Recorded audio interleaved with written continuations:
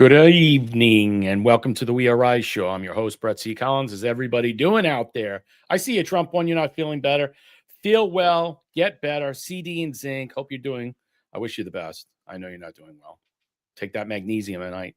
What's going on? Rumble, Pilled, and we're on YouTube, ladies and gentlemen. So welcome to the We Are Rise show. Let's welcome in my co-host, Marshall Smith. What's up? What's going on there? There's your doggy. Yeah, tomorrow is Murphy's birthday. She's going to be 16. 16 years old. She had a complete spa day today, so she's. Uh-oh. Well, she Yeah. was feeling good until she got a little antsy. Those Jack Russells. Oh, yeah. Nah, she's going to be 16 tomorrow, and I got her a steak burger ready to go. Oh, you got a steak burger? Yeah, you make Yeah. the dog's food and stuff. That's smart. I mean, we get those stuff that we have special order, those chia stuff. It comes like frozen and stuff, and then you we heat it up. It's good. I mean, it's a little pricey, but dog's health is really good, and it's proportionally for the Cavaliers because of their diet and stuff. Tonight's show, 22nd Democracy Self-Sabotage. We're going to get into a lot of that discussion, the argument about the 22nd Amendment. Is President Trump going to run? It's all over. Like almost every rag article, whether you're on Free Spoke, you're on Citizen Free Press, you're on Drudge, you're on this. Everybody's discussing it. We're going to talk about the psyop of that and maybe not. Null and void, not judges. We'll get to what the oversight came out with regarding Comer, came out with regarding the pardons and the executive orders. Frauds fast. And the Wright-Patt tragedy. I don't know if anybody's heard about it. It's been kind of covered up. It's kind of hush-hush. We'll cover that. And there's so much more we'll get into. We'll welcome in Pill.net. Thea, what's going on? Thank you for donating the 700 gold pills. Nice cover page, Brett. Yeah, I'm glad you like it. And we're changing as much as we can. Watch those video clips. We're on YouTube now. Please subscribe if you're on YouTube. We'll get to you. I can put comments up here from YouTube and Rumble, but I can't put them on Pilled. I'm sorry about that. Curious Cat gifted a cookie. Hello, everyone. Good to see you. Trump won. Please feel better. Would USA donate 117 gold pills? Thank you so much. I appreciate it. Thank you for always supporting the platform. Who else is there? Blue Viking, what's going on? Trusty Turnip, how you doing? What's up? What's your temperatures? Put your temperatures in your locations where you're at. Just give me the temperatures. Don't tell me where you're at. Just put your temperatures. Let me know if it's getting cool. Are you looking forward to it? Is it still hot? Thank you, Thea, for the other cookie. Who else is here? Let's see. Disco. What's up, Disco? It's good to see you. I'm sure it's cool where you are on the West Coast. Alphabet Omega. Pill, how you doing? Good to see everybody out there. True Terran, greetings and salutations to you over here on Rumble. FL John 48, what's up? Good to see you. Hi, Brett and Marshall. Now, I know a lot of people had asking me about, yeah, I don't know. That's something you're going to have to discuss with Thomas over here, FL John. I mean, that's not my show, but I don't know if, I really don't know what he's doing, but he got his YouTube channel back. So, I mean, he's focused on that, and it's doing really well for him. And I'm really happy and proud for him. We all should be. What's up, Patty B? And everybody on YouTube, let's see if there's anybody there. Trusty Turnip's over here. Hello, everyone. Go over there if you want to say hi and hang out and stuff. Tell me how it's going. And we're just starting out over there, getting that up and running. So let's get to tonight's show. I have a couple of comments and questions and stuff that I want to start off with, some notes. But look, tonight's, like, let's just say, discussion really is about, is it a counterproductive argument to a democracy, to this republic, to prevent the American public, the American people, the electorate from electing the person they want to be president? Understand what I'm saying there. Is it counterproductive to a democracy, to this republic, to prevent people, Americans, from electing the person they want? For the last 140 plus years, up until about 1938, FDR comes into power, that presidents respected the two-term rule. They did. They didn't want to do more than two. FDR comes in. He dies early in his fourth term. And did anybody realize President Reagan wanted to repeal the 22nd Amendment? He tried to. You need 3/4 of state legislatures. Tough. You need 2/3 of the House and the Senate. Tough. Since 1789, many attempts to appeal it have been forwarded. And it was until 1951 that the Republican Party was able to create the 22nd Amendment. Did they do this as a disadvantage to themselves? Did they undercut and sabotage our future republic and democracy?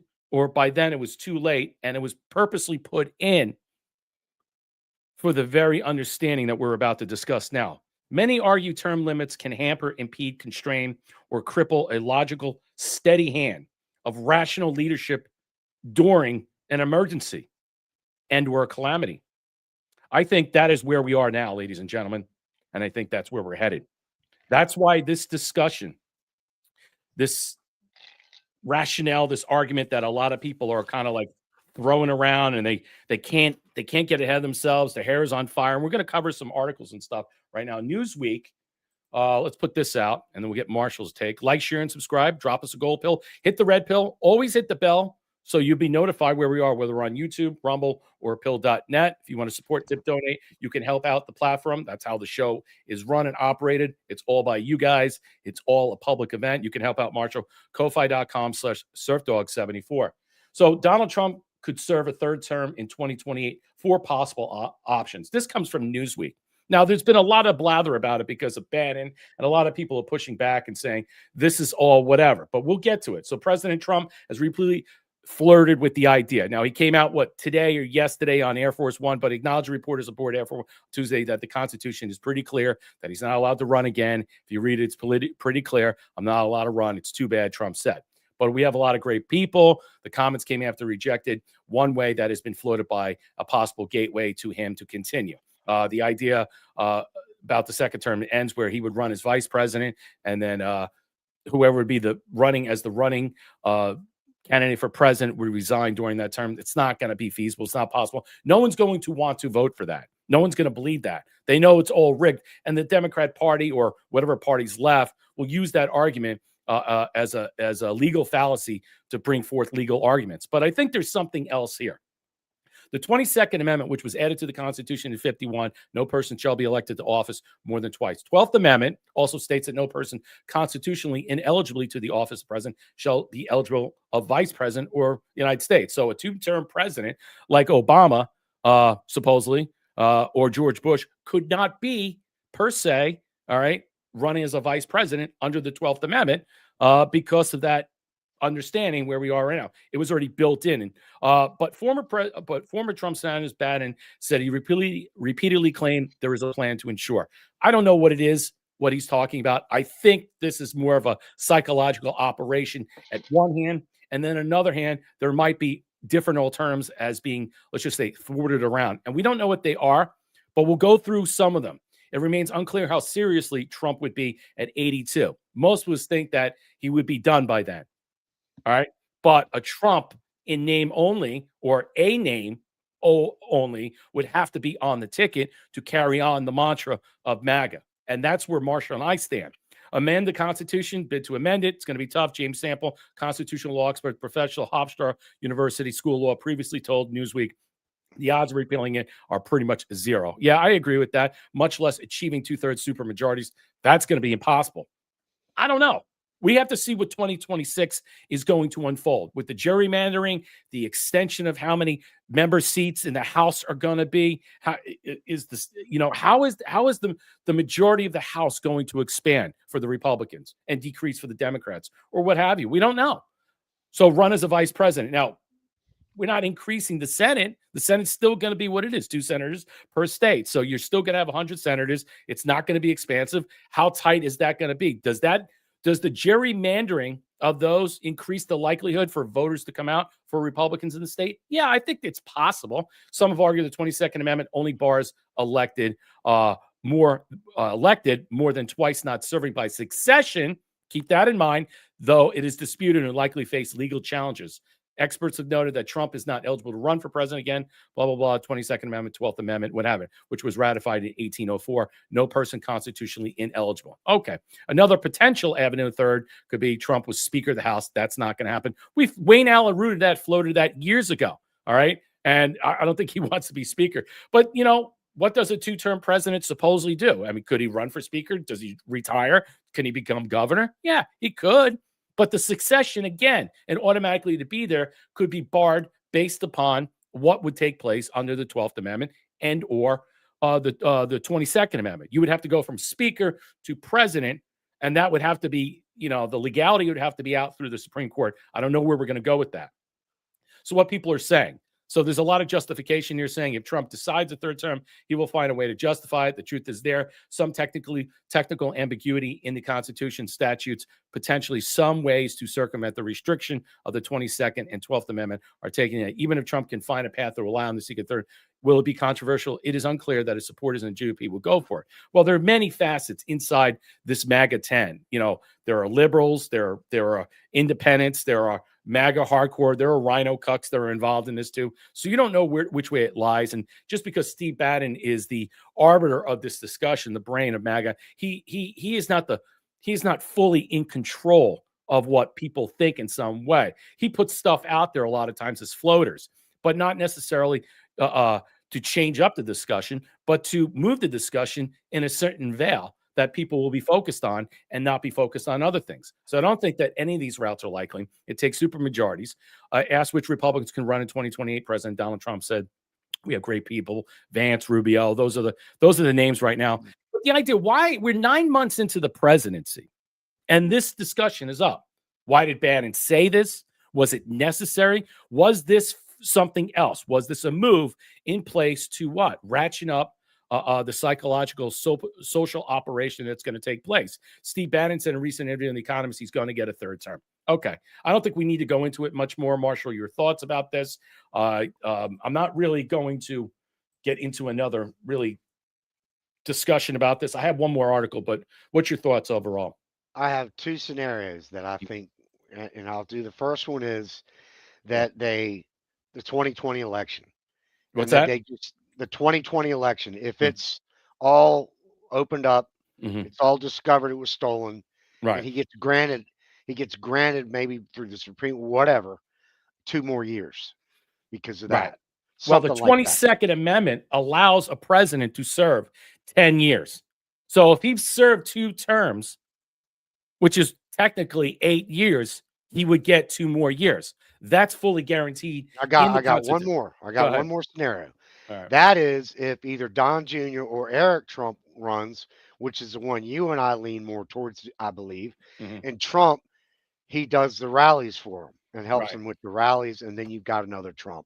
Here it is. This is why I wanted to show you right now, ladies and gentlemen. Then I'll get to my more talking points about this. The 22nd Amendment allows a president only to serve 2 terms or a maximum of 10 years.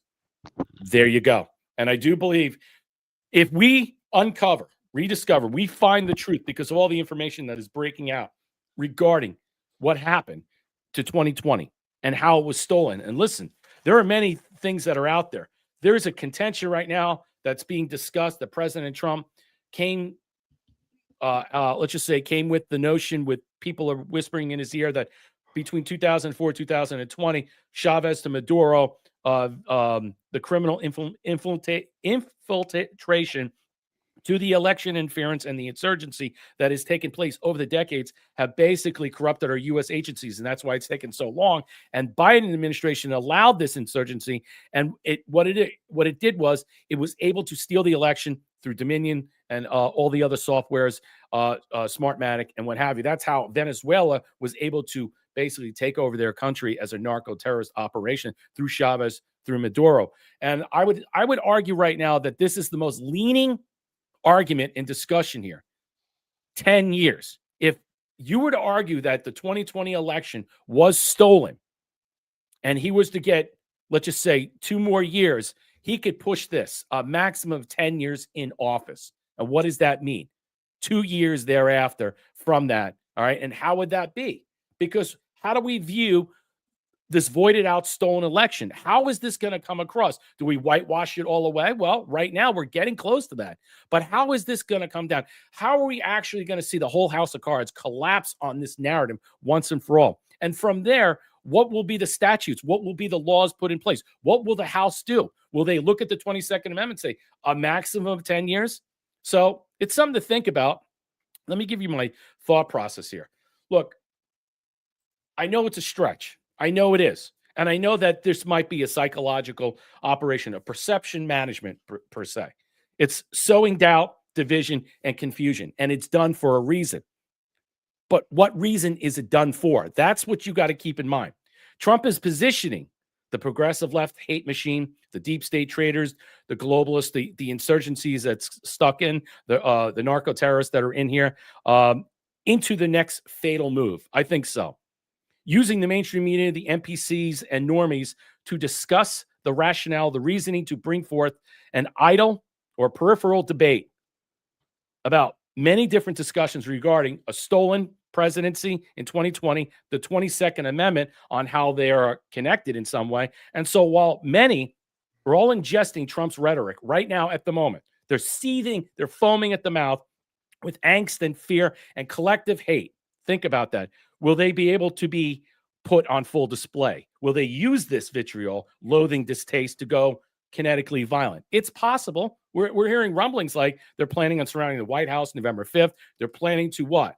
And so is this an orchestration to facilitate them to move in this manner because they can't handle it? Their low EQ is about to take over. Or is this one facet of many tenets, a psychological social experiment operation aimed at the public and the media to influence and elicit low EQ people, emotional intelligence people, people who cannot self-regulate, self-manage, can not become self-aware.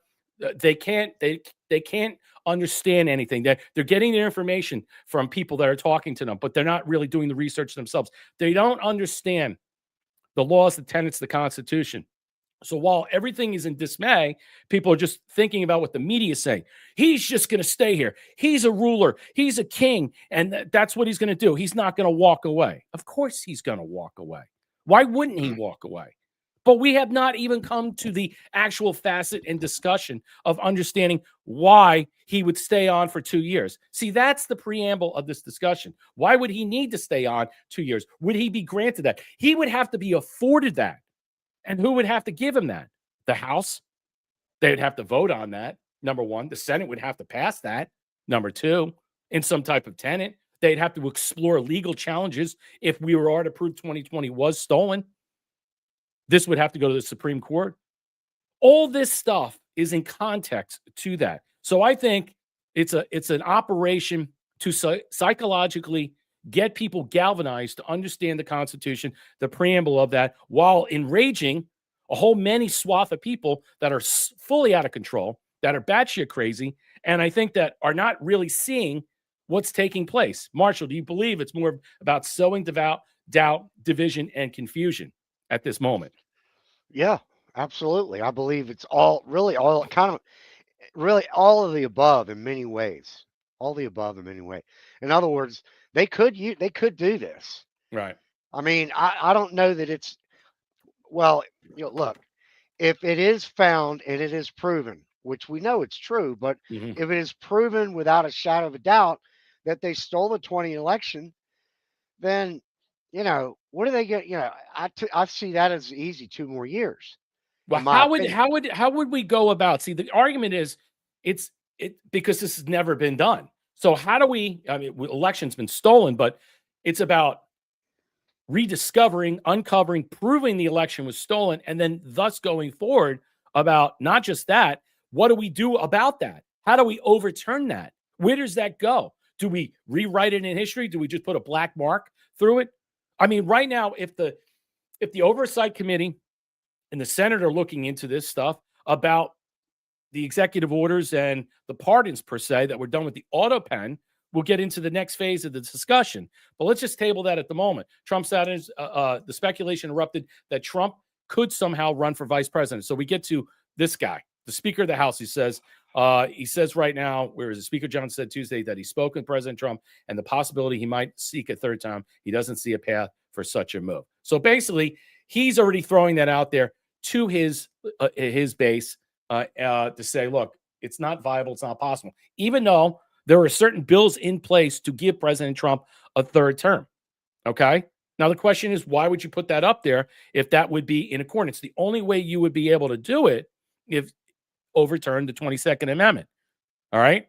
So that's just something that's out there. I think just people should just, not dismiss it completely. It's not just a psychological operation or some type of, way to assuage doubt and fear. It's to galvanize that. It's to get these people so enraged so they make their next move. So they move themselves into a position to do something that they, okay, let's put it this way, will fall into the trap, so to speak. Yes, I think so. I think there could be a SCOTUS ruling trust eternum. All right, moving on. Let's get to the auto pen. Now, this discussion about the auto pen, I think in some way, Marshall, really covers one facet, but it doesn't really go over, I think, the overarching thing that we're going to talk about here tonight. A new report of the House Oversight Committee claims that the executive actions taken during the president's Biden's tenure cannot be deemed his own, citing evidence that confirms senior aides manage key decisions as Biden's physical and cognitive health allegedly declined. The 91-page document released Tuesday by the committee chair Comer alleges that Biden's advisors meticulously staged and managed the president's appearance and limit his workload. These steps range from addressing President Biden's makeup, clothing, schedule, what have you. President Biden could walk or climb, the report says, keeping the cabinet meetings to a minimum and using teleprompters even at small and intimate events. Republicans argue that Biden's use of the AutoPen mechanical device that replicates a person's signature to sign some pardons and executive orders raises constitutional questions. Comer said the committee deems void President Biden executive actions that were signed using the AutoPen and urge attorney Pam Bondi, General Bondi, to review the legality. So what this was they sent this 100-page report to the DOJ to investigate the legality of Biden's pardons, the executive orders, the fraud. That's basically what it was. It wasn't just a fraud on Biden. This is the office of the presidency. They fraudulently signed executive orders and pardons without the knowledge of the duly elected president, so to speak. Former Chief of Staff Jeff Zients told investigators he did not know who physically operated the AutoPen, but insisted verbal authorizations of the president's decisions would occur on occasion. Wow. O'Connor refused to answer whether he was told to lie about the president's health, whether he believed Biden was unfit to office. We'll get to that. The report accused O'Connor of grossly misleading the medical assessments. We know about that through the attorney's physician-patient privilege, preventing him from discussing Biden's treatment. In a June statement, Biden rejected claims that his aides acted without consent. And I think there's more to this. I don't want to go into it much more on that because I have my discussions on it. But go ahead, Marshall. Any thoughts about this before we get to the topic of what I want to talk about? It's not about executive orders and pardons because that's what the actual report only specifically was discussed and sent to the DOJ. I ask you, why not the judges? Why not, if we're saying that the AutoPen was used in some facet, in some way, fraudulently, illegally, we're talking treason there. We're talking that they impersonated the actual president by signing off on this thing that we don't know for sure and how this is going to be legislated out. But if the AutoPen was used outside the purview and knowledge of Joe Biden because of his mental, let's just say, faculties and his problems were his dementia and other things, well, then automatically he was unfit to take office to begin with. They knew this. They propped him up as a straw man, and everybody else was using it to sign off on all these things. Pretty bad stuff, Marshall. The judges that he appointed during this AutoPen deal is really bigger than the people that are guilty of all that other shit. Right. In many ways. Now, I'm not saying it actually is, but it actually is. Because look what we've got happening to President Trump. They're blocking him every time, and then it has to go through the process. We just got the one, what is it? Now he can mass immigrate or deport. They're just constantly trying to cock block him. So right, it's actually bigger than like the Fauci stuff and all, even though we hate the guy and there's other people. But it definitely is very, very big because that's a lot of judges. It's a lot of judges. I'm going to go through it right now. See, to me, the most, I think the thing that sticks out the most to me about this report was that they never covered any of the judges. Let me give you an example of what I mean by what I'm saying about here. Biden's AutoPen appointed a record number of 235 Article 3 federal judges. The same judges that continue to cock block through injunctions President Trump at every turn. It includes 1 Supreme Court justice, KB Jackson, which is Ketanji Brown, 45 circuit court judges who basically are always in President Trump's grill blocking him, 187 district court judges who are always in his grill, and 2 court judges of international trade from 21 to 2025. This is surpassing President Trump's by 1 of 234. Now, Comer says, or at least what we've seen, that there's no evidence thus far about the judges being signed by the auto pen. But if we're eliciting the idea that the auto pen was utilized because of the fact is he was being propped up and he wasn't there because of his mental acuities, and in some way that they were utilizing this in a matter. They were saving the pardons for later, the executive orders getting them through. But look, the documents are appointing the judges to lifetime positions are all signed by the president and sealed with a U.S. seal, even though the oversight report left that out. So my question is, why focus on that and leave that out? Is that for something else? The invalidation of the pardons and the executive orders that are urged by Oversight Committee to declare null and void, are these investigations into the aides for forgery or something more? I think that we're looking at this at a very low tier, a very low level of processing what they're actually doing. What is the Justice Department going to investigate?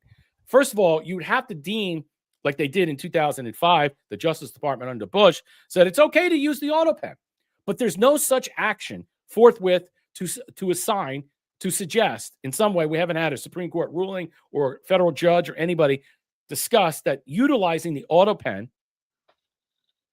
is illegal.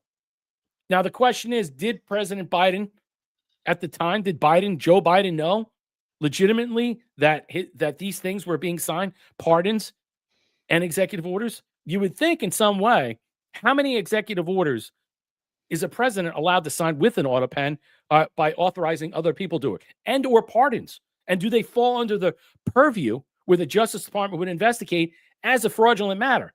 But is it something more than fraud? That's one thing. But we're talking about judges where it has to go through the Senate. The Senate, confirms this, goes to the president, signs off on it, and it's a done deal with the seal. So did anybody utilize the auto pen and then put the stamp of seal on? That's more than fraud. So again, I'll throw it back to you. What are we looking at here right now? Why are we waiting for that other shoe to drop? Or is it going to? Well, that's a lot. I mean, look, all I can say is if he can imagine what he could do is if he replaces all these judges that Biden put in there and a Supreme Court justice. Right. I mean, that is huge.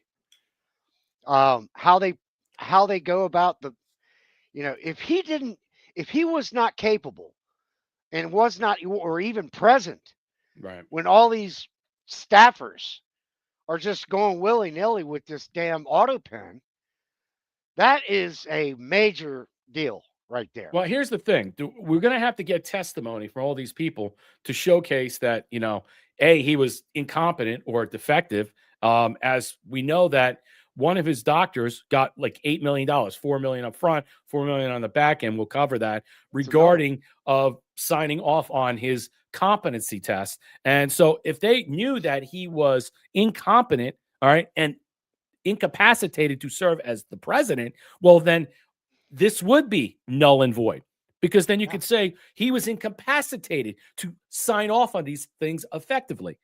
I think that's a good argument. That's one argument. The other argument is that maybe we have to prove 2020 was stolen in some way to make it all null and void. But what they're doing is intrinsically going by piece to showcase the American electorate to the public that all these things that were done in such a very, let's just say, tenuous and maybe fraudulent fashion. Now, the DOJ will have to investigate this, have to bring this to a court and say, hey, let's discuss the auto pen. That's the first thing. Before you start to say, hey, look, let me go through the process of investigating all these people that signed off on it. And then they'll have to deem from a legal standpoint, from a constitutional standpoint, did they have proper authorization to sign off of it? then I guess the judges will follow thereafter, because then, A leads to B, the B leads to C. I think it's possible. All right, the Stormers Arrive says this. Chuck Grassley and other Senate Republicans held a press conference to release new information obtained through the legally protected whistleblower disclosures about Arctic frost. Jack Smith targeted over 400 Republicans and issued 197 subpoenas, which targeted the Biden administration's enemies. All right. They used the January 6th to galvanize all this information to go after big names, records related to Scavino, Miller, Kushner, Lara Trump, and the American public. Don't forget about that. The subpoena to Apple seeking records for any member or employee of agent of legislative branch, records relating to communications with CBS, Fox News, and Fox Business. Let's hear it. We're making public new records that I've obtained through legally protected whistleblower disclosures. 197 subpoenas were issued by Jack Smith and his team. These subpoenas were issued to 34 individuals and 163 businesses, including financial institutions. And one of the points of contact on many of these subpoenas was that person I previously named Special Agent Walter Giardino. The subpoena requested records and communications related to over 430 individual and organizations. All of them appear to be aimed at Republicans. A subpoena to Event Strategies requested records relating to Turning Point USA and the Republican Attorney General's Association. One subpoena to Apple sought records relating to Trump and the January 6th prison choir. Earlier this year, I obtained emails between and among J.P. Cooney, one of Jack Smith's prosecutors. That email exchange was March 2023 about a partisan news article on January 6th, and this is what Cooney said in the email. Can we do some work to nail down Trump's role in this, perhaps with the same process on Ed Henry's LLC, end quote.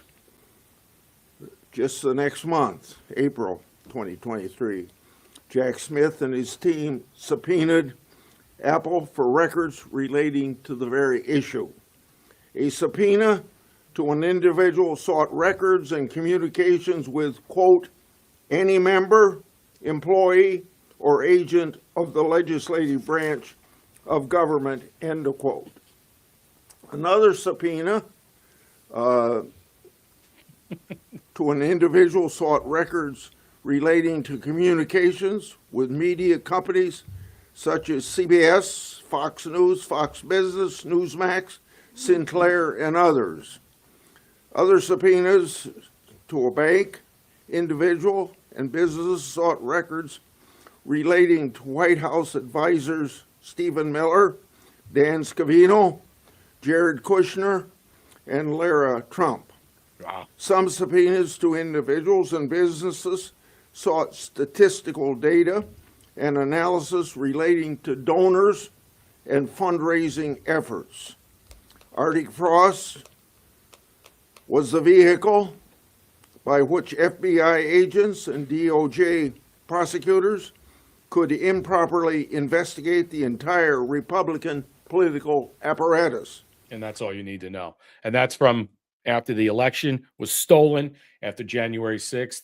They utilized to go after their enemies, the Republican Party, debank, deplatform, destroy, harangue, arrest, whatever they had to do in every way. This was part of an operation that was unrelenting. It was unrelenting. And we know in August of 2002, they went after President Trump. 2022, they went after Mar-a-Lago in that raid. So clearly they utilized a lot of the FBI agents in that were weaponized in this manner to do that. That is part of this whole thing. You see how this whole operation to steal the election, to go after their enemies, destroy them, all right? And while you're in there, all right, have other people use this straw man, Biden, who doesn't even know where he's at, have people sign all these things up. Remember when he first came into office, he was signing he had stacks of all these things that he was signing. Remember all that? He had the pen and he was signing all these stacks of things. What was he signing? Was he signing blank pages? Because the argument was there is video. Okay. Was it in a White House? Because we know that White House wasn't really real. It was a stage propped up thing. All right. So think about that. Think about what you were watching. He was just signing something blank. And now that we're finding out that they're signing executive orders and all these different things behind the scenes with an auto pen. So what was he signing per se, Marshall? Well, other than the glaring fact that I see on that stage, 4 of those people should have retired a long time ago. Yeah, obviously. And his delivery, I mean, he's a tough old guy, and I get it. But his delivery was about as slow as a rock on moss. I mean, it was like, he just sounds a little bit more, let's just say, I mean, he's not stupid. I mean, no, he's not. He's not Mitch McConnell. He's not a moron. No, he's not. It's just that, look, these people are bitching about Trump in a couple more years or whatever. Exactly. Jesus, man, the guy's been there 8 years. You guys have been there 40 or 50. Yep. Well, that's the whole point about the argument, what's being discussed. And that's what I was trying to say about that. I don't want to pivot back to that. Yeah, but I do think there's an argument about term limits. And I think this goes into part of that discussion that is out there. You know, you notice how right now some of the senators voted 52 to 48 to roll back Brazil's tariffs. And they want to do that in other ways. So a lot of these people are really behind the scenes. They're not really there to support President Trump. They're all about themselves and their agenda and not the American people's agenda. So understand it. Brian Cates says this. And remember when I was telling you over a year ago, because the auto pen thing, almost the entire Biden presidency would end up being erased. And some of you thought I was joking. Keep watching. DEI hire was appointed by the auto pen. Listen, I don't disagree with Brian Cates here, what he's saying. I think the problem is that we have to get to that point. We're not there yet because the Oversight Committee has just basically moved one facet of this 100-page document to the Justice Department to focus on that. I think they want to wait and see what the auto pen, let's just say, legitimately is basically broken down. Maybe we need a federal judge to look at it. Maybe the Supreme Court. This has to go to some type of arbitration in some way, remediation. We're going to need some type of scope, legal analysis on how to break this down. There might be discussions about that this thing in general, since it's been used for a very long time, that it is legit. But again, it's about proving that these people were, let's just authorized to do it from this guy who's a complete boob and he should have never been president. That, I think, is really what's the sticking point or what's in the mud. And how do you prove that? Corroborating witnesses, testimony. We're going to get to the next thing. This is Biden's top. Was financially incentivized. This is his medical doctor, all right, on his mental decline. See, this is where it goes. This is what I'm trying to say. All right. This is where it all falls into place regarding the idea. What was he mentally incapacitated automatically? And they knew it. They covered it up. They spun it. And then, he was mumbling words and people like, what did he say? What's going on? And then since they knew that, they just used him as a front man. And then behind the scenes, they were doing all this shady stuff. The Obama team, a lot of his elements behind there nefariously signing off all these things. Top Biden aide admits he was financially incentivized to cover up Biden's mental decline. Right there. House Oversight releases interview video top Biden aide Mike Donilon. What amount of money Donilon earned in 2024 campaign change based on how far Biden made it. After long pauses, Donilon said he has earned $4 million in bonuses if Biden was reelected. Wow. Okay, here it is. It says that's $8 million per day. After, according to Donilon, he was paid $4 million for his work, Joe Biden 2024, and if he was promised additional $4 million to lie, again, to cover up the idea that this guy should have been 25th. Or that he should have never been president to begin with because he didn't have the mental acuity or faculties. This guy had a problem. He had health issues way before. They covered up and they pushed this on. That's why you got the auto pen. Listen to this. That's my view. Just to be clear, would the amount of pay you received for your role on the campaign, would that have changed depending on how far into the race President Biden made it?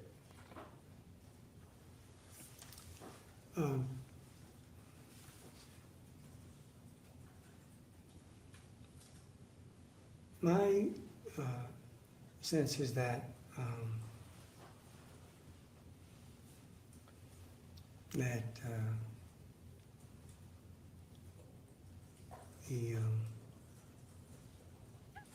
Busted. Yeah. This guy's busted. Yeah. He's ready to cry. He wants to plead the 25th. in my view, the money was Can someone say the 25th for me?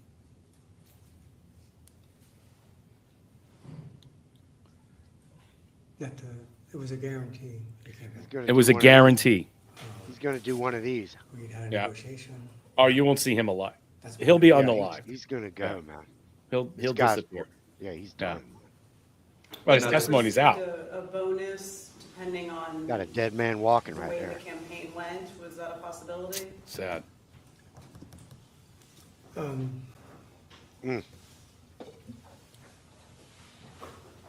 Wow. This is unbelievable. He can't even answer the That is question. just Well, you should have like- pled the 5th. The campaign went. Were there any circumstances in which you would have received a bonus? Yes, it was. What were those circumstances? Tapping his That, feet. Joe Biden would have been reelected president of the United States. There you go. That's all you need to know. He's not the big dick anymore, is he? I mean, I'm surprised no one was advising that maybe he couldn't take the 5th, you know? I mean, I don't know. Other people took the 5th regarding this. Other people inside Biden's cabinet took the 5th in this manner. I mean, there's something to think about. I'm going to put up I know a lot of people. All right, let me do this. Hold on. I'm going to show okay, yeah, because a lot of people want to see that. I can't keep going back and forth about that. So Yeah, you can leave see it this up, in the man. chat. Leave it up. I'm going to leave the chat. This is for Rumble and YouTube. I can't put you pilled up there, but I will say hello to a lot of people out there. Thank you, Thea, for the cookie. Senior Apollo, gift to the phone. Is it just an exposure op, or do you think people will be held accountable? I think both. Absolutely. I think both. Look, we can't go forward anymore. Look, the very conversation that NBC, CBS, all these news media organizations are flipping the holy hell out about President Trump possibly serving a 3rd term, okay? In any way, shape, or form, shows you the problem there.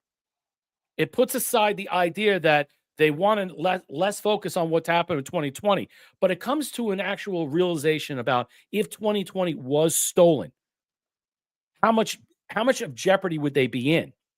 So it's not being behind the scenes. What were they involved with? It's getting these people. The exposure of 2020 will, I think, affect everything else going forward from here to now. And I think that is the understanding. What has taken place with the illegal criminal invasion, what's going on with the deals that were made with Maduro to allow Tren de Aragua narco-terrorists to come in through this country. That span of time will showcase quite a bit of, like, let's just say, shady, high treason, seditious opportunities. But the only way, Senior Polo, if you are to uncover this and prove this, you have to make sure that people are paid a very high cost for their criminality. Meaning, by whitewashing the 2020 election, think about that. Just imagine whitewashing it. You're just going to put a blank there for 4 years. It's whitewash. It's gone. It's deemed null and void. The presidency was stolen. And so there's going to be a time gap.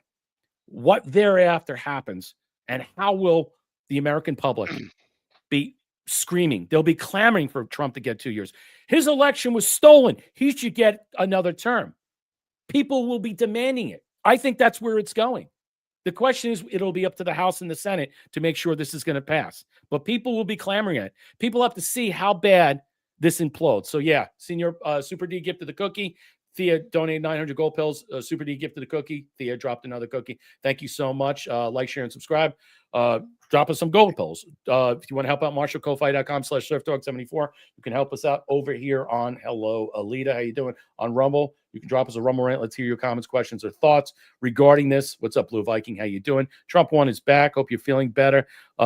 If you get caught stealing the diamonds, yeah, you have to give them back. Look, how do we remedy the loss of 2020 and 2024 if it's deemed let's just say through the Supreme Court, or seen it's overturned, that the election was stolen and the whole house of cards implodes, how are we to look at, how will the American public look at it?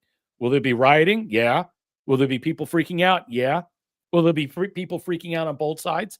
Is the evidence have to be conditional? Will people have to see it? Yeah. That's why you're seeing piecemeal stuff. Will judges be removed? Probably. Will contingency down? How many Supreme Court justices are you going to lose? You're going to lose one. But at this time, it's not reverting back. Where do we go forward thereafter from this timescape? That's the clear vision we have to think about. I got more to go. I don't want to get taken off there. Look, the Oversight Committee stopped short of lumping judges in the mix that may have been auto-pardoned or may have been auto-penned. So the question is, why is that? Is it evidence for something else or something further to come from that? And I think so. And I think the judges are the next installment that will be based upon the illegitimacy of the 2020 stolen election. I think yeah, go ahead. The other thing to add to that is all the people that paid all the money to use the auto pen. Mm-hmm. That's going to be leveraged to get information to get them to squeal. Right. So that's another part. And right. Yeah. You have to think about the leveraging operation that's involved. Right. Some people took the fifth, like that doctor didn't. Yeah. I'm sorry. No, it's going to be connected to 2020 because it's all part of the same thing.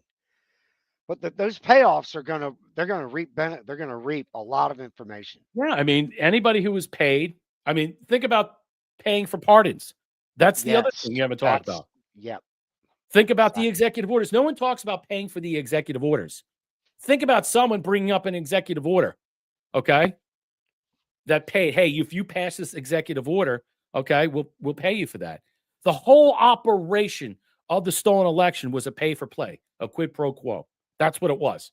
All right. It was about what? Using the office of the presidency with a straw man, a guy who basically had no idea who he was, where he was, didn't know what was going on behind his back, to sell it out to every opportunist, every corporation, every transnational globalist entity.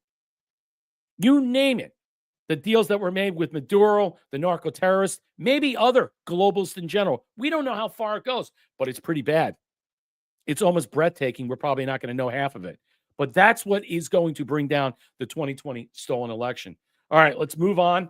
I got some more to go on other things. I think we beat that to a drum. I just think that more to come. Stay tuned with that. So Waking Outlaw puts this out. The extent to the program that's been abused is nothing short of shocking. We're going to get back into the fraud is the fast. Okay? Understand the fraud is the fast.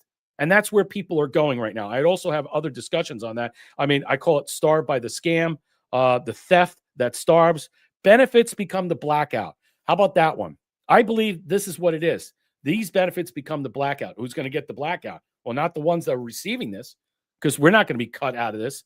But the blackout will be what? No more subsidizing this fraudulent system.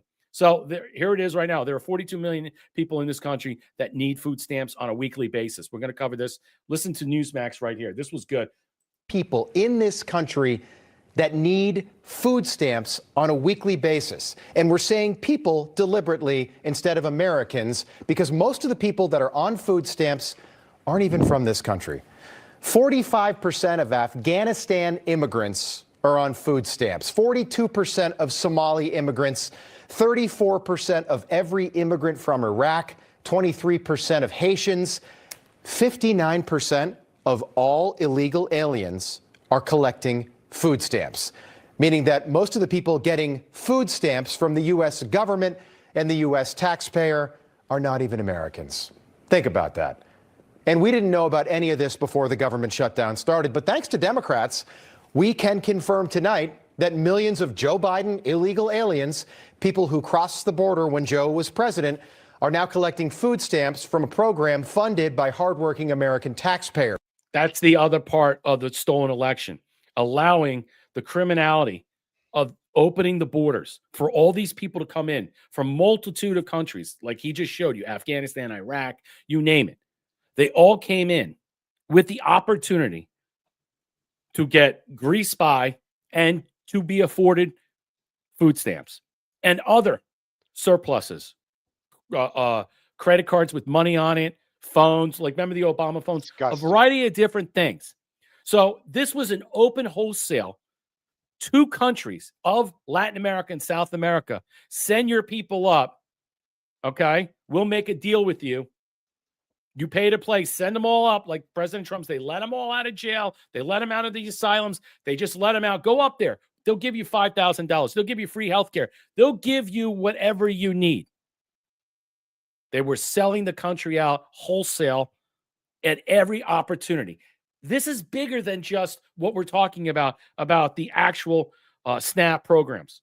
This is so much bigger than the fraud. This is just one part of the wholesale sellout of the United States of America by the Joe Biden administration during the 2020 stolen election. I hope people can understand that, Marshall. What's your thoughts? I mean, the other thing, we talked about this offline, is that legal immigrants, guys, listen to this one.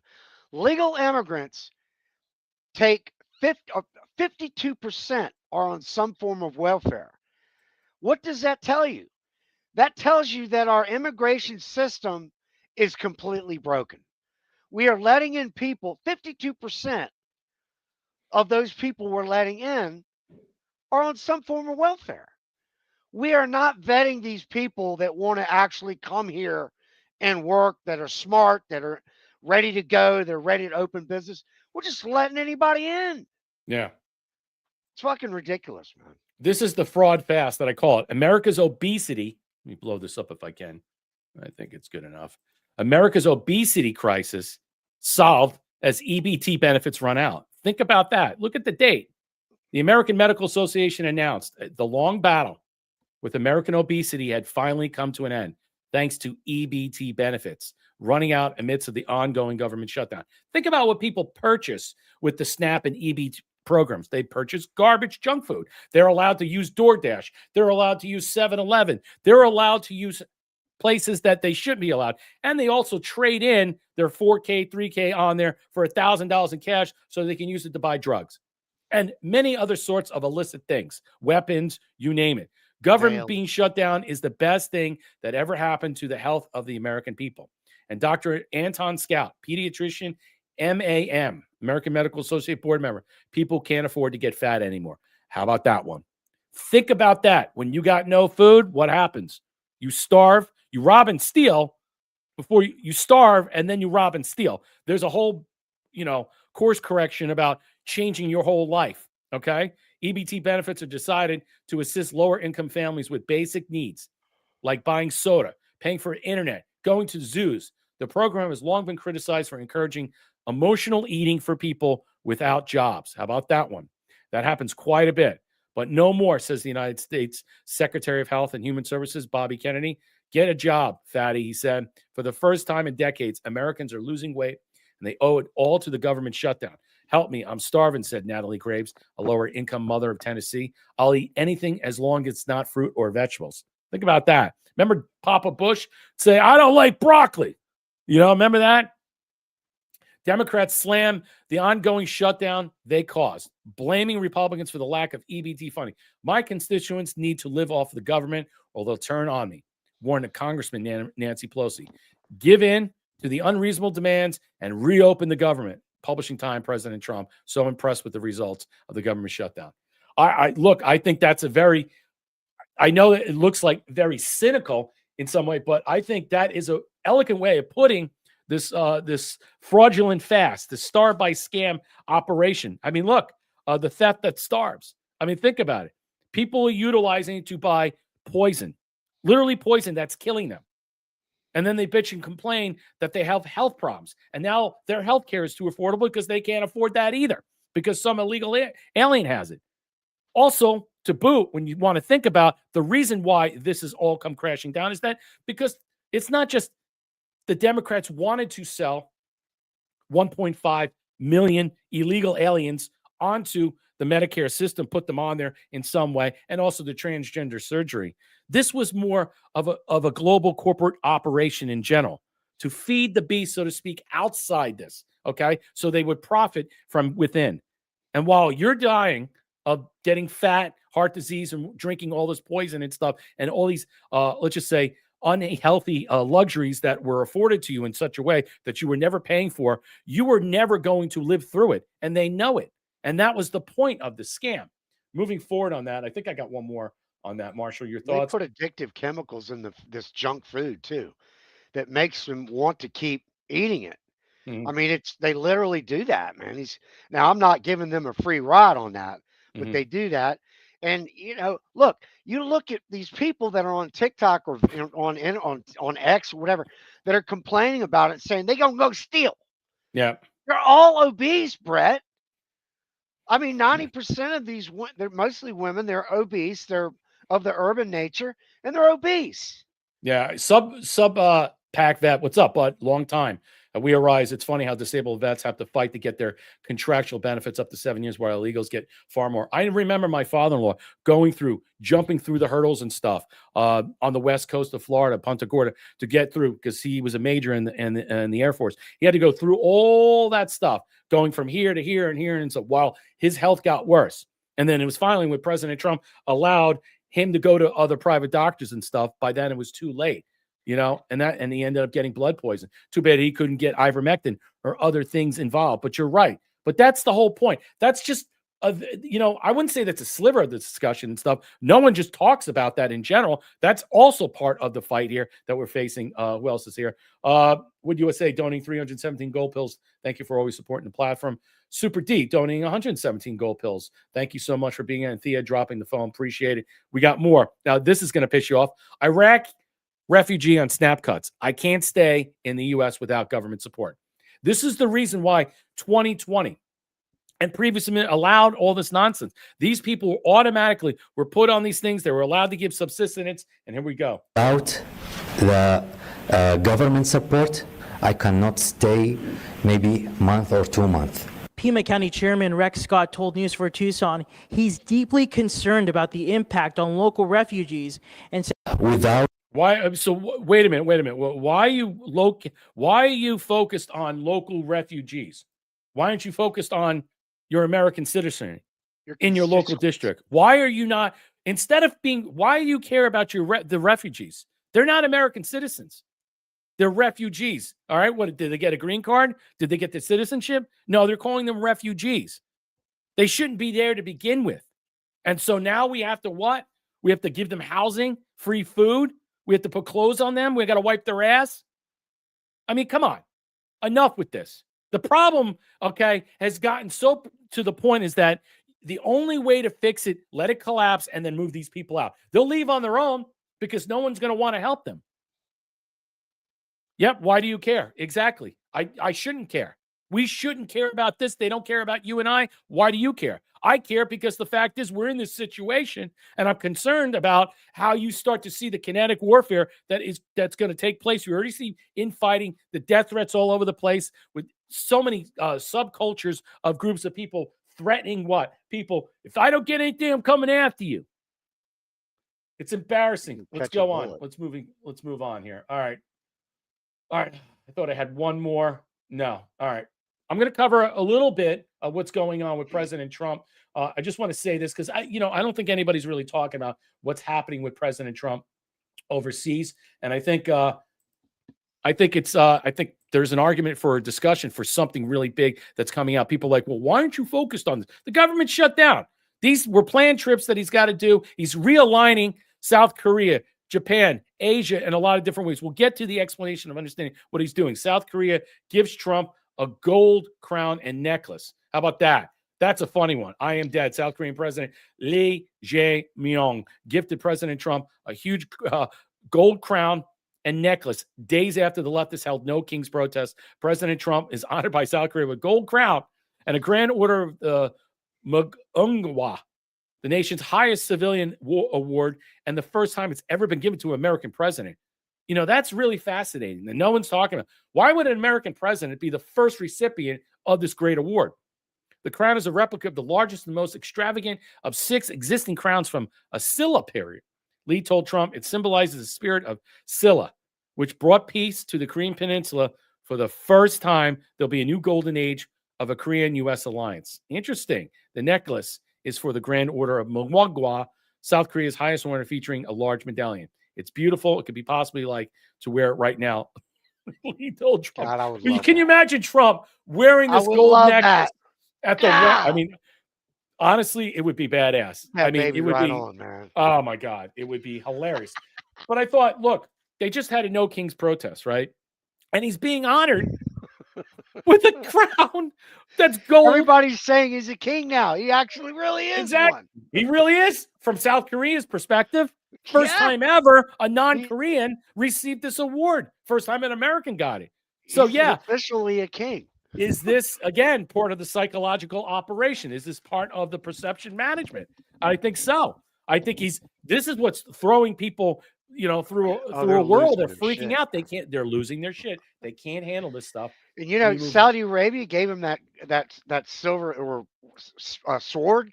Yeah. Remember they gave him the sword? All these countries are giving him these lavish, we could go on, man. Yeah. It's incredible. And the question is why? What is he doing in some way over there? We'll get to it. We'll understand this right now. President Trump in Japan was just told by the prime minister that Toyota is going to be putting auto plants all over the United States to the tune of $10 billion. I'm not going to play this. I'm just running out of time. But I think that's massive. Let me say this too. President Trump put out a truth the other just today. South Korea agreed to pay the USA $350 billion for lowering tariffs charged against them to buy our oil and gas in vast quantities. What is he doing when he goes overseas? He's getting them to buy access. So he will lower the taxes, okay, put money into the coffers of the United States, all right, to build, to trade, and to grow. This is going to also help pay down our deficit. Do you understand? This is part of what he's doing. Let me get to that right now. I saw this, and I thought this was a very good, let's just say, illustration of, let's just say, putting this out there that will give people an idea of what exactly President Trump is doing to some level of degree that people have some decorum. They're like, oh my God, what's he doing? Why is he over there? Why is he not over here? Listen to this. But what Donald Trump just did in 3 days in Asia can reverse 40 years of outsourcing and cultural decay. That's exactly why the usual media mouthpieces are either lying about this trip or refusing to cover it. The New York Times, for example, reduced yesterday's historic U.S.-Japan tech and energy cooperation deal to the headline, "Bonding over baseball and beef."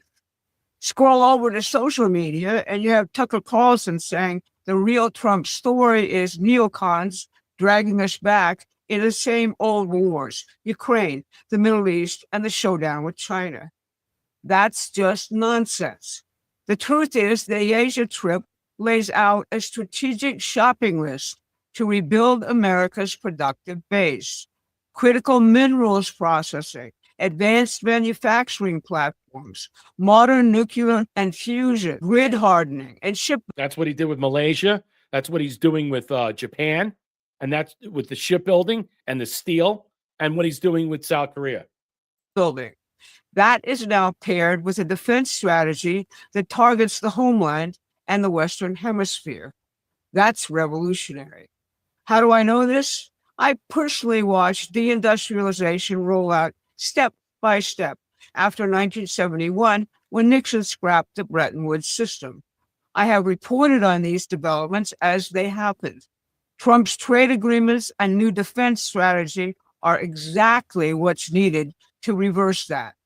So today I'm going to first show you the Asia deals Trump has already struck. All right, I just want to give you an insight. I'm not playing all these videos. I don't like to play all these things. It's someone else's video. I don't like to be on there for too long. But those ladies are right on. No, that's a really good illustration of understanding what is taking place over there. Because people are like, why isn't he back over here doing anything? This is that, and stuff. He's realigning. He is realigning, retooling our infrastructure through these trade deals that he's individually doing with each of these countries. By what? That's why he leveraged tariffs so high, so they would come to the table and say, we'll put into it if you lower the tariff. All right. Is it a quid pro quo in some manner? Well, yeah. They get investments into the United States. They put up the money. All right. That money goes to pay down our deficit, increase our infrastructure, and help us operate a new way forward. I mean, think about how much rebuilding we have to do in this country that has been decimated for the last 20-something years. I mean, think about manufacturing alone. Just alone. Think about steel. With steel goes into every, let's just say, nook and cranny of building something, energy, you name it. I mean, every infrastructure, shipbuilding, military, defense contracts, you name it. So there had to have been things put in place, all right? And once you remove the roadblocks and stuff, then you were able to what? Increase the surplus by gaining these people's, let's just say, trust and viability by affording them an opportunity, all right, with the foot in the door. Hey, we're bringing baskets, we're bringing gifts, and we want to set up shop. What are you going to offer us? We're going to offer you access. And that's what he's selling. He's selling you the American access. He's selling you exactly what it is. That's what he talks about all the time. I don't think people really understand what American access is. Well, if you want to grow and build and you want the stock market to go higher, you want your investments in your portfolio, these large corporations that are involved. I mean, think about what's out to be bountiful for these countries too. They're going to gain from an economic end too. What did he say when he went over there? I didn't come here to Asia to meet with Canada. Canada's screwed. He's got a deal on the table right now with Mexico that might go through. So he's playing the game. He's playing the game with Canada. He's saying, look, everybody else is going to get a deal except for you. You're just going to wait a little bit longer until when they come running to him, begging him for a deal, while they're going to suffer very much soon, Marshall. He's a global leader. Yeah. I mean, he is literally showing global leadership and power, United States power. And now, with all this stuff he's doing, like you just mentioned, Canada's feeling pretty scared right now. Yeah. Because of what he's doing now. He's saying, we don't need Canada. That's why Carney went over there to try and make a deal with China so they can get something in place, but not knowing full well that President Trump holds all the cards, that he'll have a deal with China in place after tonight, going into tomorrow, that will backdoor whatever Canada makes with China, and they'll be forced to come to the table because of that deal. Think about that. He's going to go on around 10 or something, meet Xi in South Korea between 10 and 11. So these negotiations will go on. It's a 13-hour difference of timeline. So it'll probably be somewhere in the morning over there, like 8 or 9 in the morning. It's a 14-hour difference GMT. It's 11 a.m. over there. Okay, 11 a.m. Okay, so there you go. So the point is, he will meet with Xi. He will make a deal that will affect the United States with the lowering of the tariffs. They'll get a deal in place. And whenever China makes a deal with Carney and stuff, that will be upended by the backdoor deal that Trump already has. And then now they'll be forced to capitulate to come to them. Now, we don't know what that is yet because the deal hasn't been made. But I think that's what President Trump is hoping on. He's counting on. If it gives you insight how ignorant these activism-driven radical left people are, they're making idiots of themselves while they march and cry about something that matters, promoting themselves over the course of Trump. This came out this morning. Listen to this. First place. We do not think the comprehensive health care benefits should be extended to those who are undocumented workers and illegal aliens. We do not want to do anything to encourage more illegal immigration into this country. We know now that too many people come in for medical care as it is.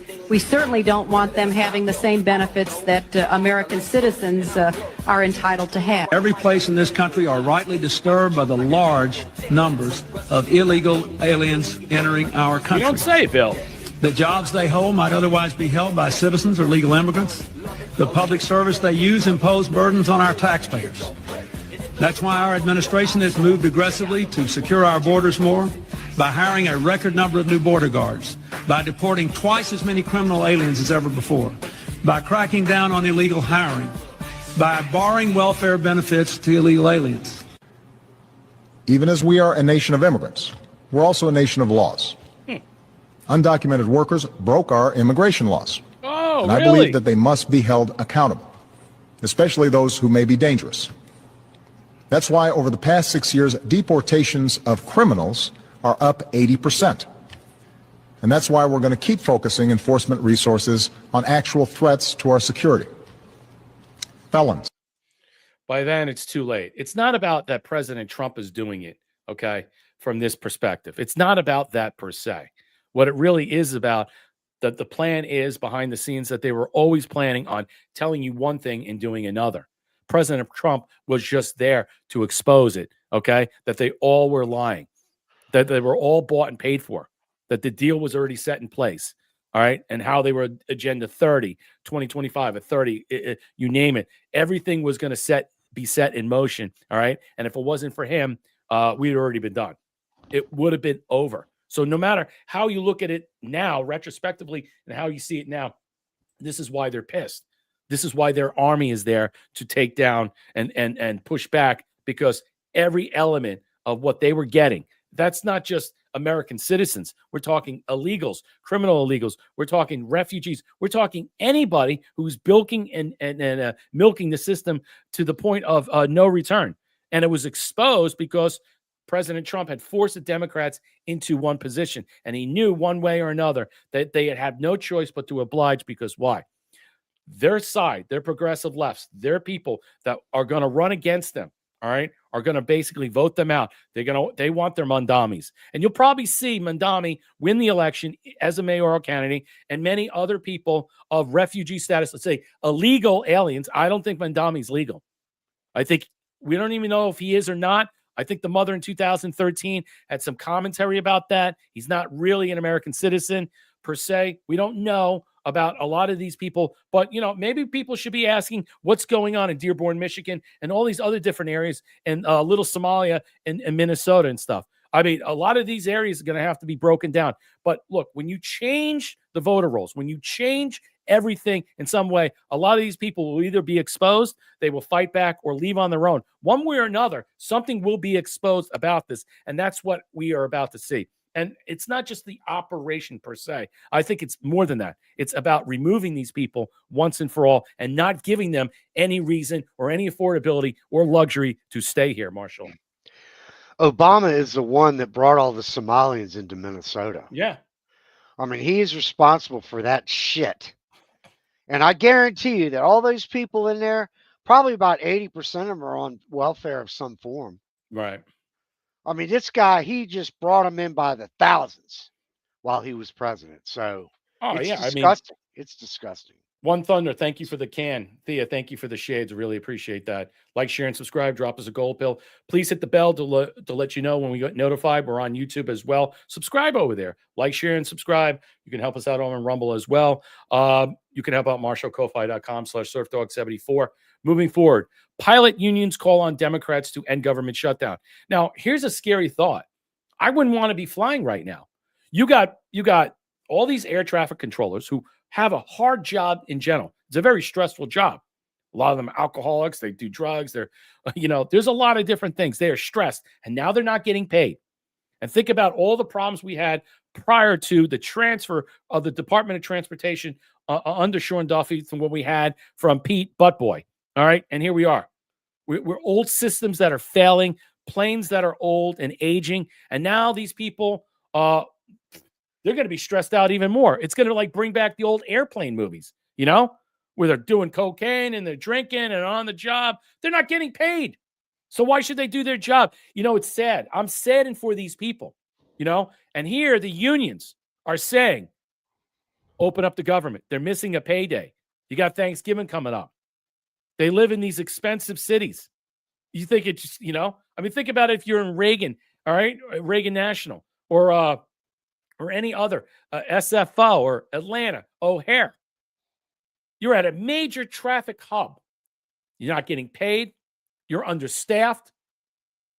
The machinery is outdated, and they're trying to update it through maybe, I don't know what Elon Musk is doing or all these other things. Think about all these things. The level of percentages where something could be, and cause another, collision. And there have been plane crashes that have been up. On the year, on average, it's been low, but still nearly 13,000 air traffic controllers continue to go with pay as Democrats drag their feet. Due to the crisis, statements this week came from unions such as Southwest, Airline Pilots Association, Allied Pilots Association, NetJets Association, Sharecraft Air Pilots, and the Coalition of Airline Pilots Association, calling on lawmakers to act. We have seen the stress and tension this year on the national airspace system due to short staff air traffic controllers. Mid-year collisions. Planes on fire, planes landing in distress. There was a Lufthansa plane that had come down. A passenger stabbed two people with a fork. All right. And that was just recently. The shutdown only compounds the pressures they face as now they report to work without a paycheck. Coalition of Airline Pilots Association went on to say that they're urging Congress and the government shutdown. Look, the busiest year is Thanksgiving. The date, the 24th to 25th of Thanksgiving, whenever that date is, the day of traveling or the day before of Thanksgiving. And so the question is, could this go on? Well, we'll reflect upon that. Marshall, your thoughts. I got something right now. Well, I could just say, don't call me Shirley. Yeah, but don't I won't. call me Shirley. You Exactly. know, people are going to, I hate to say this, but I think we have a very strong possibility of people getting killed because of the Democrats doing this shit. This is becoming very dangerous, Brett. Yeah. And it's not just the air traffic control thing. It's all numbers of areas where somebody could get hurt because of this shutdown. Right. It is not good. Look, if somebody gets one of these planes crashes, it's on them, Brett. Yeah. It's on them. Well, I think that's the problem. I think it's going to be blamed on the question. The blame game is going to be all over the place. And that's the biggest problem, I think, that we should fear right now, because there's no one's going to say, wow, they're undercut, they're stressed, they're this, they're that. It's all going to be back and forth, the blame game. And no one's going to really care. See, that's my problem with this. I think in some way that is astounding that we look at this in this manner and we say, oh, you know what? We'll just blame this person for that. They're underworked, understaffed, and it's getting tiresome. Now, the question is, I had a video. I don't know where it's at. I'm trying to look for it right now. Let me see if I have this. Bring it up. I don't know why everything's not in place. Most people know that all the polls are showing that they're not blaming the Republicans. Mm-hmm. The Democrats are taking the blame for this. No, I know. And the people know it. So, what are you going to do? I mean, yeah. No, I know. I guess I don't have it. I thought I put it in here. It's a problem. You got to be careful with the articles. I try to keep things in sequential order. I don't know where it's at. All right. I had a good one about discussing about the idea about these possibility of everything expanding, where this professor was going on saying these could go on until 2027. I mean, can you imagine the government just being shut down? I mean, let's just say, forget about 2027. Let's just talk about the rest of the year. Think about what's that's going to pay. Think what's going to happen. Then they would have to issue certain single issue bills to pay for this, to pay for that, to pay for that, pay for this, without coming back to the table for a clean CR and that's it, and opening up the government. I mean, is it possible? It's probable. I mean, I don't know. I really don't know. You know what? But when I see things like this, or the military not getting paid because their funding's going to run out. There's only so much people can donate, so much people can support and stuff. They'll find other avenues to pull this, to pay certain, let's just say, certain emergency scenarios, emergency agencies. They'll be operational. Some of them have their own affordability and luxury. But keep that in mind as we move forward. You know what? I just think that what's sad is that this whole thing, which has to happen, which continues to happen, will be the eventual fallout of what everybody sees. Now, if this goes to Thanksgiving, I'm not getting, there's no way I get on a plane. I mean, you can't get me on a plane now, but right now, knowing this and hearing that, what they're saying, the unions are saying, this is bad. This is tough. Do you think it's going to end? Let me know in the chat. All right. I see a government possible, like a complete breakdown of the government. It's like almost we're at the beginning of a complete breakdown. Well, I mean, it's possible. I don't know why I can't pull this collapse, so to speak, in some way. Shit. Yeah, I'm having technical difficulties. Hold on. Gotta get out of this. Hold on. Yep, bear with me. Yep, I think so. I mean, look, I put that up. I don't know why I'm not being. Why is this not working?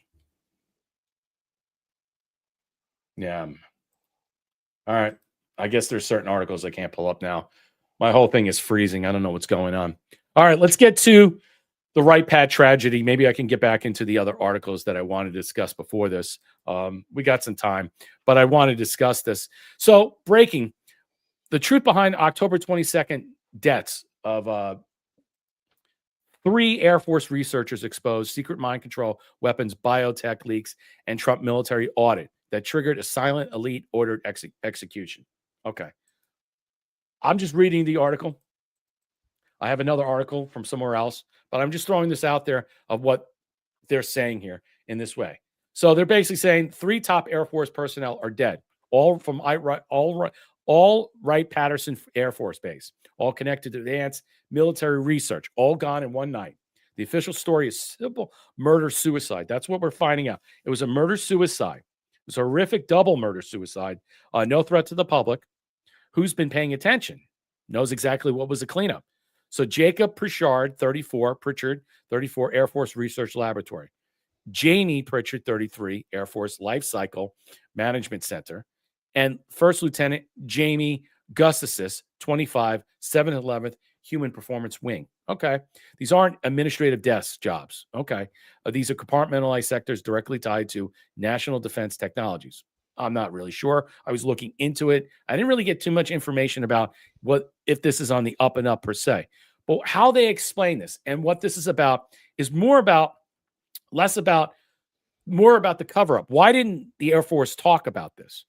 Human enhancement programs, cognitive control systems, weapons life cycle management. More info on the GazetteTeller.com. And now they're all dead within 2 a.m. window. According to local police, Jacob allegedly killed Gustafson in her apartment in Sugar Creek Township, threatened a neighbor, and disappeared. Jamie was also found dead. Then Jacob supposedly took his own life. No real explanation of the timeline, no ballistic details, just a broad, unprovable summary handed to the media, and the case gets quietly pushed aside. Okay. Meanwhile, the Air Force of Special Investigations says nothing. No press briefing, no transparency. They don't even attempt to explain how, someone embedded in the Wright-Patterson's internal clearance system went rogue with triggering any arms because they know that the real answer leads to doors they're sealed shut for decades. Wright-Patt has always been more about a base. It's a vault, multiple layered fortress where programs go, and they're sensitive even for the Pentagon. So this is like a very high-end, Area 51 place that apparently has experimental propulsions, reverse engineering, neural warfare. It's all been tied to the site, and now it's been 3 dead people directly embedded in the sector's task controlling future battlefield of the mind. 7th, 11th Human Performance Wing isn't about fitness. It's about neurological manipulation, advanced DARPA partnerships, synthetic telepathy, frequency-based behavior control, force compliance through embedded tech. Gustafson was involved at a personal level. Integrations of those programs. She didn't have access. She was the access. Jacob was an AFRL, was likely exposed to ongoing projects involving directed energy, AI target acquisition systems, and classified biological interface trials. And Jamie, working in life cycle management, knew which systems were being greenlit for deployment and was signing off on covert procurement pipelines. Here's where things start to tighten. Insights has been leaking for months. The Trump's current administration, which fully retook the power behind the scenes in January, is conducting deep internal audits on the U.S. military tech programs. I'll leave it at that. I got another article. What's your thoughts about it? I mean, the background of these people is interesting per se. Yeah, psychological shit. Right. Now, look, was it just a typical marital tryst between these 3 people? Did they really know each other? See, that's the thing that it doesn't. I'm going to get you another article, but ask yourself that led to this and went awry. So he shoots his girlfriend, okay? And then he comes back, kills his wife, and then he shoots himself. So what was the connection to these Air Force researchers? Why was it so secretive? Why didn't they put out some type of report? Now it's an ongoing investigation. When they do an ongoing investigation, it's like a bouncer at a nightclub, letting you know that it's a private party, guys, and you aren't allowed in. That's basically exactly knowing that the ongoing investigation, but they quietly put out a press release and nothing was talked about. So nothing is about the research per se. I think something is up. Now the WLT put out this, which is much more, I would say, more towards what I'm suggesting. Now, it doesn't bring anything about the backgrounds of these individuals. It just talks about, we're deeply saddened by this tragic event. Our thoughts, prayers with the families and loved ones affected. We stand with them as they navigate this unimaginable pain. We offer sincerest condolences. A heartbreaking loss. Deputy Commander, Air Force Material Commander. We were all committed to fully investigating this incident, ensuring the families and co-workers of victims receive support. I mean, one of them had the wife, and the other guy, I think his name was Jacob. They both had kids. And so the deaths, which impacted several locations around Dayton, deeply infected the military community. So we don't know what led to. Here it is.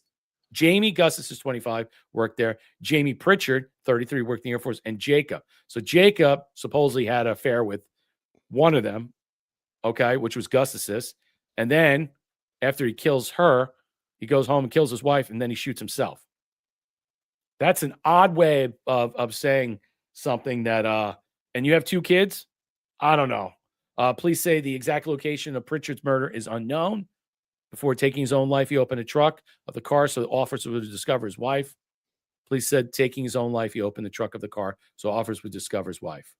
Preliminary investigation determined early that morning, Pritchard broke into the apartment of the acquaintance to him and his wife, killed the woman who lived there. The woman had been identified as that.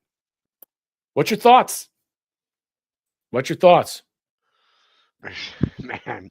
I mean, you see the difference in articles? First thing the first thing I would lean to is the Occam's razor, and that's the in a love triangle, whatever you want to call Tryst, it, yeah, tryst or whatever. Mm-hmm. But then when you bring in the psychological, departments stuff that and they're clearly they didn't work together. They didn't work together.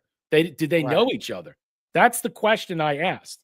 Yeah. Why so secretive? Why not put a press release? Because they're not going to. This is Wright-Patterson Air Force Base. You're going to talk about a clandestine secret operation that does whatever the hell it does there, and none of these people worked in any of these different logistical areas. They worked separately, so they could have met passing. I'm not really sure, but none of the articles suggest they did. Maybe they knew each other off base. Maybe. I don't know.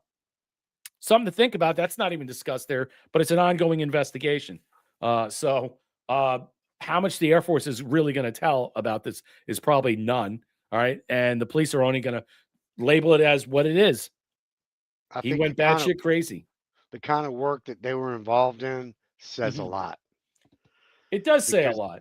Now who the hell knows? Right. But it does draw a lot of questions. I mean, but again, how the hell and the fact that they didn't put out they weren't transparent about it. They didn't do a press release. None of this. 3 people are dead. Well, that's the point. 3 people are dead, and it just looks like how it's being utilized is that, hey, almost seems like they didn't want them to be around anymore. Yeah, or something. It does seem like that for some reason. And you know what? Look, it's sketch, man. It's totally sketch. Yeah. And basically, this is going to die. I mean, they're doing the investigation. Yeah, they'll say it was a murder suicide tryst. They'll play that, and people will buy it. They're not going to read into anymore. I mean, unless the Air Force does this, or there's other investigations inside the Air Force or the Pentagon that are going to cover this. Are going to wonder why. I just don't know. I really don't know, but it's odd. It's weird. It doesn't seem. At one level, it seems like it's probable. It's most likely the realistic answer. But at the other contingent, the question is, can you link these people together? If you cannot link these people together, then we have a problem. That's what I'm saying. So did they know each other? Was there proof that one was sleeping with the other and cheating on the other? I mean, all I'm saying is there's something off here. So here it comes from the New York Times. Officials accessed the FBI files in the Charlie Kirk case drew pushback. An inquiry by Joe Kent, who's the advisor to Gabbard, the DNI, who leads the National Counterterrorism Center, is said to have alarmed Kash Patel, the FBI director. Listen to this. I thought this was odd in some way.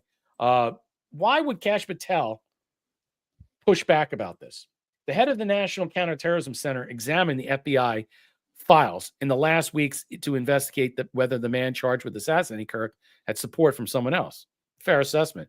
That's what Kash Patel told us. That's what they were looking at. a foreign power or another entity, according to multiple people with knowledge of the matter. The inquiry by Joe Kent, the director of counterterrorism, centered around Kash Patel and the FBI. Other senior officials believe Kent was overstepping, treading on FBI responsibilities, and potentially interfering with the investigation and the prosecution of the suspect, Robinson. But supporters of Mr. Kent say he was doing his job, running down leads, making sure no foreign or domestic groups were linked to Mr. Kirk's death. That's what we were told by Kash Patel, that they were doing everything they can, exhaustive, to find all these people that may have or may have not been involved. Remember, the stripper for Israel, she comes out, Anna Paulina Luna says, yeah, we need to focus on China and their operation in this whole thing. And then that just disappeared. What the hell are you talking about, lady? And so now you hear Joe Kent being pushed back and shooed away. Mr. Robertson, 22, killing Kirk last month as the conservative activist made appearance at the college campus in Utah. The Senate confirmed Mr. Kent as director of counterterrorism in July. Closest survivor to Tulsi Gabbard. Mr. Patel was troubled that Mr. Kent had gone through the FBI material related to the case, according to the people knowledgeable on this matter. Mr. Kent's efforts were a topic at the White House meeting that included Mr. Patel, Mr. Kent, and his direct superior, Gabbard. Top Justice Department officials, Vice President Vance, Chief of Staff Wiles, also were there.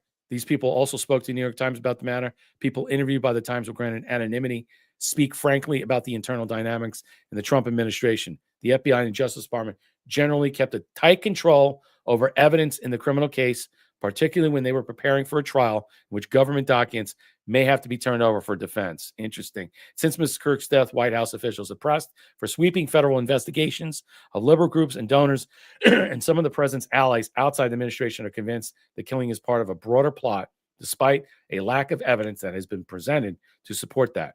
Officials involved in the arrest believe Mr. Robinson acted alone. Okay, Mr. Kent told the administration that the lower FBI official had granted him access to the agency's files, which Mr. Patel was said to not to be aware of. So he was unaware that he was looking into this.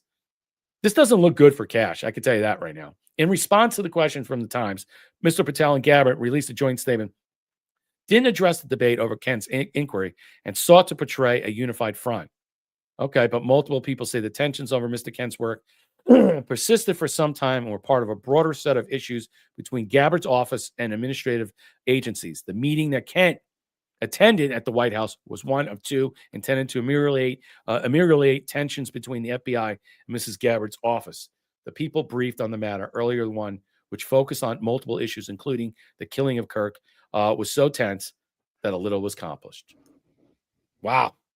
So you had the advisor to Gabbard's office working on trying to find any type of, let's just say, anything that would lead to any other evidence that we were told that they were going to go find. It's an ongoing investigation. And again, we don't see any of this information. None of this is information as presented. And whatever has been presented is given to the prosecution. So we don't know what it is. But why not? Why push back about this? And why all of a sudden, just like when we heard when Anna Paulina Luna said to Patrick Bet-David that the family is not speaking up about it, like they're almost been what? Suppressed from speaking, because anything they say can be misconstrued and taken to be used by the defense as an argument for this kid's freedom. It reminds me of the time when a Democrat, let's just say operative, was shot and killed, supposedly by certain people, and it was deemed a robbery, but we know that it was a leaker for a certain group. Okay, and his name was what? Seth. We'll just leave it at that. And Seth family hired an attorney and was told not to speak about this. And they hired private investigator and other people look at it. And to this day, they have not really spoken about it. That's how I correlate this. Isn't this odd? The family don't want to speak out about this in some matter, but the wife did. And the wife goes, well, we forgive him. Meaning she automatically points the finger and said, he did it. So whatever you try him for and convict him for, we'll still forgive him. It's painting basically a bullseye on this guy. Interesting, Marshall. Yeah, I mean, we're never going to know the truth about all this. Just like the Seth Rich deal. Um, Nobody believes that this kid did this. I personally think he's going to disappear after this Yeah, trial. he's gonna be Jack Rubenstein. There's no doubt about it. Something like that. This proves to me they know they covered up his death. He's in witness protection. They don't want anybody digging into it because they want to sign one. The concept of lone gunman theory has to fit the narrative over decades. And one thing it has in problem: one person did the crime, and that one person is dead, and that's all we know about it. And I don't care what Anna Paulina Luna says from St. Petersburg, Florida. Vote her out. All right. She hasn't come to. Let's see what the Russian embassy or the ambassador gave to her. Wait when the government opens up. If that's going to be, oh my God, that's the Star Report. That's going to be massive in some way. That's the future harbinger of that's going to knock the case out. Okay. Yeah, I'll wait and wait. I'll wait for it, just like we've been waiting for 60-something years. And the anniversary is coming up. It's coming up. November 22nd. It's coming up. Again, we'll be asking the same questions over and over again. Thea gifted the cookie. Thank you for supporting the platform. Super D dropping the cookie. Thank you all so much. Wood USA donating 417 good gold pills. Thank you. Support the stream. Let's effing go. Thank you. And Thea dropping the can. Thank you for supporting the platform. Like, share, and subscribe. Drop us a gold pill. Hit the red pill. Notification bell. Important. Notify when we go live. Same thing. You can hit us up on. We're subscribe over here on YouTube. Over here on Rumble as well. Moving on. Megyn Kelly says she doesn't watch Candace Owens' show, and she believes Tyler Robinson murdered Kirk before the FBI told her he's crazed trans-leftist. She says she feels bad for Candace because she's grieving, implying she's not sound of mental health. And Kelly's show is hosted by a Murdoch-owned Red Seat Ventures, the same owners as her previous job on Fox News. Okay, let's listen to this. Megyn Kelly being asked about the Charlie Kirk investigation, and let's just watch as she uses the wisdom of Solomon to cut this baby in half so that nobody is happy. The Men in Black did it. Let's watch. Now, let's talk about the Candace Owens of it all. Okay. I love her, and I really do feel like there's potentially truth to what she's saying. What do you think? Is there something nefarious going on? Are you talking about Charlie's murder? So I don't listen to Candace's show, but I am 100% convinced that Charlie was killed by Tyler Robinson, a crazed leftist who murdered him because he didn't like Charlie's messaging on the trans issue. That is my firm belief after having talked to the people at Turning Point, the FBI, the security team that was on the ground, and many others. And I've come to that with a good faith basis, and I have nothing that would shake me from it. I don't begrudge anybody asking questions, and I understand the controversy around where she's gone with it, but I think it's really kind of a matter of your preference for your broadcaster. And, you know, Candace is many people's cup of tea, and she's not other people's, and I'm the same. And I haven't responded well to people demanding that I try to police her speech, because that's a leftist thing. It's not a right thing. So if she's not for you, that's fine. But if she is, that's fine too. And what she says about this particular matter, look, I just give her a lot of grace because I know she's suffering.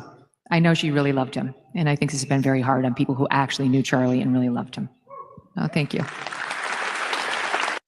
So there you go. Megyn Kelly has talked to everyone who's been lying about this and proven to be liars, and they assured her that Tyler Robinson did it. There's nothing to change my mind. He's guilty, and he will be prosecuted and executed. And one more thing, she doesn't listen or watch to prominent people who have amassed a wealth of evidence undercutting that story that she believes in, but she knows that Candace is wrong because Candace is sad. Yeah, well, I mean, Megyn don't want to get hit next. So she knows where bread's buttered. So there's Megyn Kelly sounding like Don Lemon. And I know she's smarter than Don Lemon. I know she's actually smart.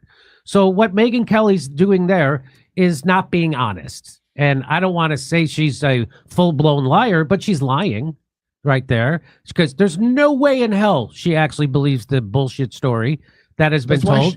There's no way. There's no way. Do you really think that he went up there and Tyler Robinson on his own went up there and took that gun apart. Have you seen videos of people trying to take that gun, disassemble? All right. I think the point is valid and stuff. I mean, I think obviously money talks and bullshit walks. I mean, she's obviously not going to put her feet forward and jeopardize her career. She's saying, well, this is what was told to me, and this is what we'll have to see come about. This is the same person who had,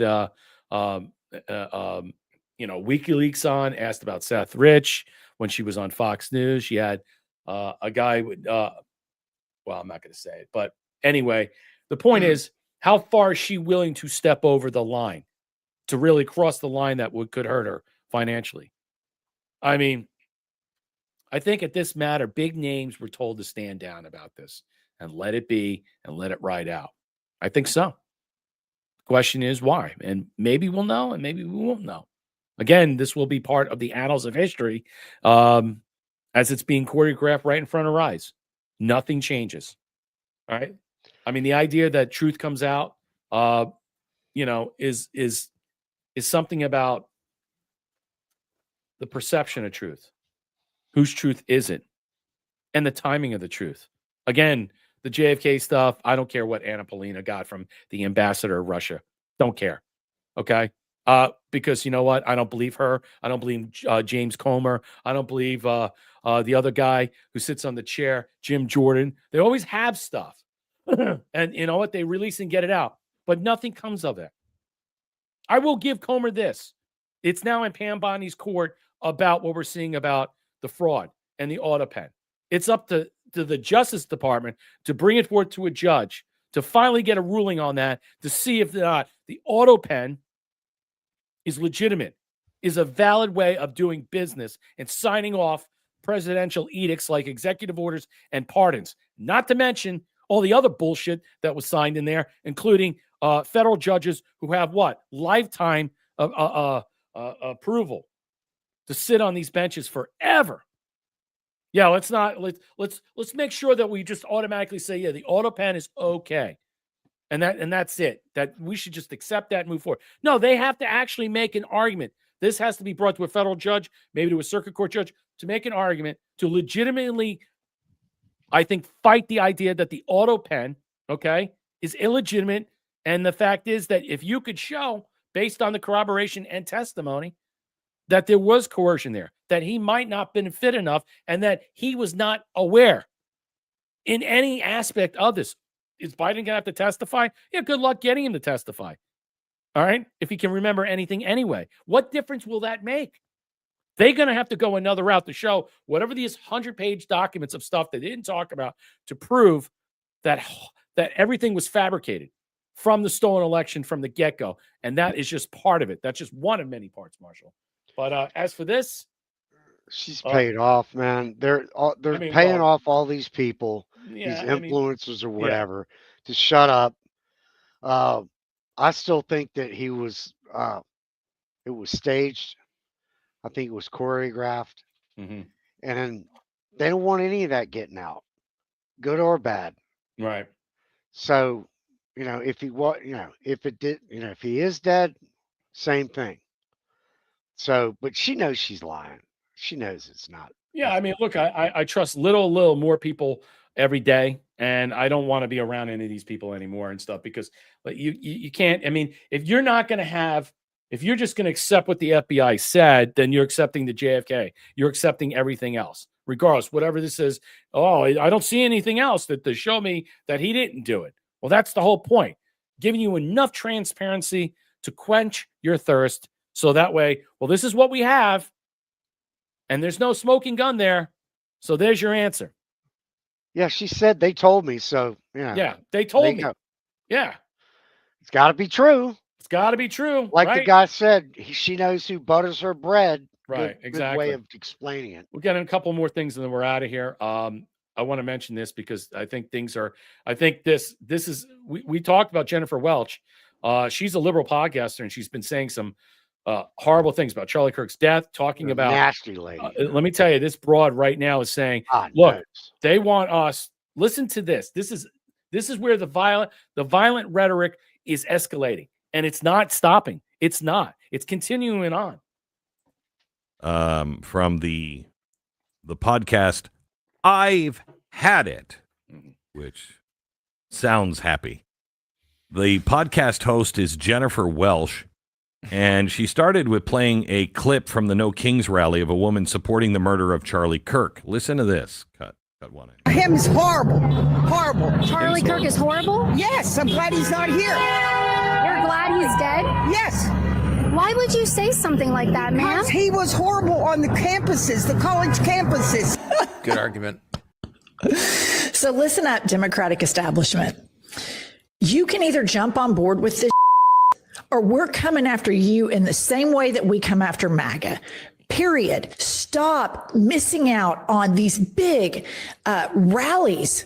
Hakeem and Chuck should have been front and center introducing the next mayor of New York City, but no, they wouldn't show up because they're that are beholden to the same corporations that that helped Donald Trump get elected. And does this not sound is like just an embarrassment. Kudos to Bernie, to AOC, to Zoran. And that woman out in somewhere middle America saying, Charlie Kirk, he was a racist, he was a piece of There are so many more of us than there are of them. And these Democrats that continue to play patty cake with corporations and lobbyists, nobody wants that. Nobody wants you. Does this not sound like something I said was coming like 2010? Oh, yeah. I'm like, it's going to happen. I think I started saying this in 2004 when they put Michael Moore in the presidential box at the Democratic convention. I said, don't do it. These people will eat you in the end. Don't do it. And they did it. And here they are. They're getting ready to eat them. And it couldn't happen to a nicer group of people. Yeah, I think so. True Taryn, I'm sorry. I saw your Rumble rant. I'm having problem. I don't know why. Let me see if it came up over here. I don't know why I have the Rumble thing here, but thank you for the $100 donation. Each day as we progress, I'm convinced more and more that we are watching a movie. And make no mistake, this show is in some way connected to the UFO file. You know, I don't know what's going on with this thing that people are talking about, this AI thing that's coming, 31A and stuff. I don't know if it's connected to that. I saw J.D. Vance talking about that when he was asked about UFOs and aliens. He said, I believe it's angels and demons. It's all interconnected in some way. I don't know. I'm having problems with the Rumble rant. Maybe Rumble's not working. Let's see. I'm over here on YouTube. Yeah, it doesn't look like it's working. So I'm sorry about that. But at least I got that in. I'll let you know. Yeah, and he says it's angels and demons. It's a lot more profound than we think. A lot of things are connected. I mean, they clearly know what's going on. They just don't want to tell us. And I think a lot of it has to do, the other part that has to do that you're asking to is all about the technology that we have to utilize to traverse the skies. That's what it is. And it's not based on oil, gas, nuclear, whatever. All right. It's on something else. And I believe that is the key.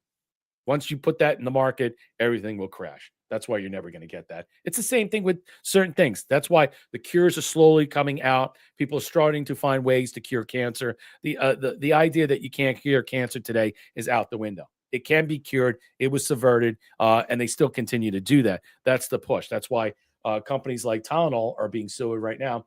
And I'll leave you one more with that. And I think Attorney Ken Paxton, okay, he's running for senator. I think this is fantastic. He's suing Tylenol. Tylenol manufacturers allege deceptive marketing to pregnant mothers. Breaking up, suing big pharma manufacturers for deceptively marketing Tylenol to pregnant mothers despite the known dangers to unborn children. But holding big pharma accountable for poisoning our people will make America healthy again. This is the first time the lawsuit from a state government since President Donald Trump claimed last month that Tylenol use during pregnancy is linked to increased risk of autism. Remember Johnson & Johnson with the baby powder? And I think they just paid out through arbitration where it was, I forget how that went, that court case, but it was like $1 billion, $2 billion case, some ridiculous amount they had to pay to the victims that suffered some type of cancer from their baby powder. Johnson & Johnson sold the drug for decades in its consumer health division spinoff and has been selling the drug since 2023. How about this? How about Bobby Kennedy and maybe President Trump? I mean, why isn't Health and Human Services, FDA, why don't you pull this off the market? Why don't you pull this off the market? How about you pull it off the market and you relabel it? Now the lawsuit's going to go through. Aspirin, Tylenol, all this stuff is poison. I had one doctor in my life in the last decade having told me never to take any of that stuff. It'll blow your stomach up. You will be sick. It'll destroy your liver, hurt your kidneys. It's not there to help you in the way you think it is. I mean, hell, you get gout, take prednisone or colchicine. Don't take Tylenol or Advil. Don't even take that shit for a headache. Acetaminophen is the safest option for pregnant women as needed throughout their entire pregnancy. Without it, women face dangerous choices, which was a lie, like fever, that are potentially harmful to both mom and baby. We will defend ourselves against these baseless claims. All right, good luck. Good luck in court. Good luck. President Trump doubles down. I mean, good luck in court. Let's see what happens. Let's see what happens with them. All right. What is going to be the ruling and the rendering? What is going to happen? Are you going to bankroll? Are they going to be the next great benefit from the Rainmaker where they go belly up? I mean, $700 million law settlement with Johnson & Johnson for making misleading and deceptive claims about the baby powder products that they contain talc. Remember that? Eli Lilly for bribing providers to prescribe its medications during COVID-19 and Pfizer. I mean, there's just, the list goes on and on of understanding how far we need to get into this. But these lawsuits are going to be prevalent going forward. I mean, there'll be many state agencies, state bodies that will be picking these things up. And I don't know if this is going to be other states going to want to get in this. You know, what happens if they win this lawsuit? What's the fallout? Are they going to pull it off the market? I don't know. Marshall, your thoughts about it before we dip out of here? Yeah, people are going to have to go back, and they're already starting to do this. Right. People are going to have to go back to the old ways of healing yourselves. Right. What did they do back in, I don't know, the Western days? They used other methods. They used natural means. They used dandelion. They used the things that were available to them that really have all the turmeric, things like that. I mean, it's all there. You don't need a chemical product to do this stuff. Yeah, I forget the product they take. It's like prednisone, but it's a natural one. Starts with an A. I forget the name of it. Prednisone is a good drug, I will say. Yeah, but you can't take it too long because it doesn't. You're not supposed to be on it. I'm sorry about the Rumble. I don't know what's going on. Something with my Rumble chat is not working. So, all right. This is the last thing I want to show you. This is what the violence that we're facing. Congressional Democrat just insinuated MAGA that President AOC could kill her enemies because Trump is killing narco terrorists. This is absolutely insane, but this is how they think. And again, I don't know what's going to change people's minds that the violence, where we are in this country and where we're going to go, this immovable and unstoppable force colliding is going to be crazy. MAGA, who are cheering on these killings. Imagine who gets killed when President AOC says, it doesn't matter what the law says. Representative Jim Hines. What a disgusting thing to say. Killing narco terrorists who are coming to kill Americans, not justify anything of the sort. Wow. So they want to defend the drug traffickers. They want to defend Venezuelans. They want to defend all the cartels and stuff because they're all being controlled, bought off, and paid by them. And Senator Graham could not be more wrong, and it's beneath him to say what he just said. He knows, as well as I do, that there is no legal authorization for these strikes. There isn't. There is a purported memo inside the White House articulating the legal basis for these strikes, which has not been shared with the Congress. Now, I wonder why it hasn't been shared with the Congress, because I bet if it exists, that it's nonsense. And look, if Lindsey Graham and other Republicans want to go the route of saying it's okay to kill people illegally, just so long as the American public supports it, the American public needs to really think that through. You know, there will be a Democratic president someday, and all my MAGA friends who are, cheering on these illegal killings need to imagine who gets killed when President Alexandria Ocasio-Cortez says that it doesn't matter what the law says. She's going to do what she's going to do. So look, I work here, so I understand the complete abnegation of principle and a complete thumbing of the nose at the rule of law, but I would hope that people like Lindsey Graham might not go that path, because it's a very, very dangerous path for this country to go down.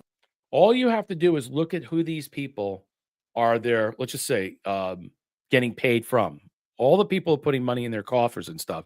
Look at this guy's background and find out where he's getting his money from, and then understand why he's defending Venezuelan narco terrorists. Think about that. Look, we all know Lindsey Graham. He's definitely a war pig, a war whore. All right. He gets money from Exxon, Chevron, and all this other stuff. So he's all in bed with Trump getting this done. He gets defense contractors, many of them. So he's all, light him up. He's the first guy that you see that we're going to hit somebody and attack. So of course he's going to be this, but this is neither here or there. He is saying, this representative, that, hey, look, that one day there's going to be a Democrat president, and we're going to look back at this time, and we're going to hunt you down and kill you. And we're going to say, hey, we're going to use the precedent. President Trump did this. That's what they're going to say. They have not changed their rhetoric since 2020, since what they've done, since what's been uncovered by the Jack Smith investigation, what they did of January 6th, what they did with the stolen election, what they did with the 400 members of Congress and all these different people, 100 members of Congress and 400 people of the Trump administration that are connected to this, that they wanted to what? Debank you, deplatform you, put you in jail, and then eventually kill you. That's how they silence you. It never ends with these people. I ask anybody out there, if you could tell me what's going to take place in the next year or two that is going to change hearts and minds of these people, regardless of the psychological operation that we continue to go through and what we hear, I don't see it happening. Because whether or not you believe President Trump is, like, let's just say, fucking with them per se, screwing with their minds with this perception management, all right, regarding the 22nd Amendment, nothing is going to change with the idea that they still want to hunt us down and kill us. So again, I ask you what we talked about in the beginning. Is it counterproductive to a democracy, to this republic, to prevent American people from electing the person they want to be president the most? And who is that? And at this moment, it was President Donald J. Trump. 5.5 million popular vote, over 78 million that voted for him. In the end, that will be the same contingent, if not more, come 2028. I say to you, is not the 22nd Amendment democracy self-sabotage? I think so. And I do believe the Republicans have to fix it. Do they have the spine to fix it?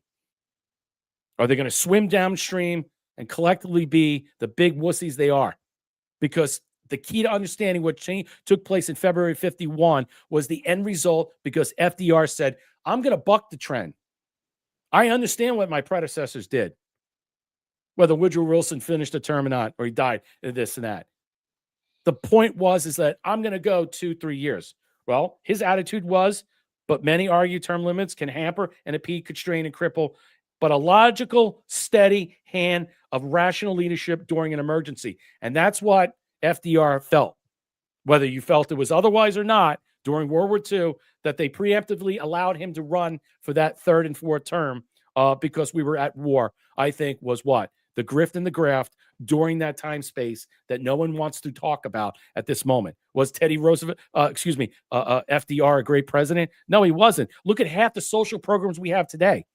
They are garbage. They help handicap our country. And what? We had now the 22nd Amendment that you can't run more than 3 terms.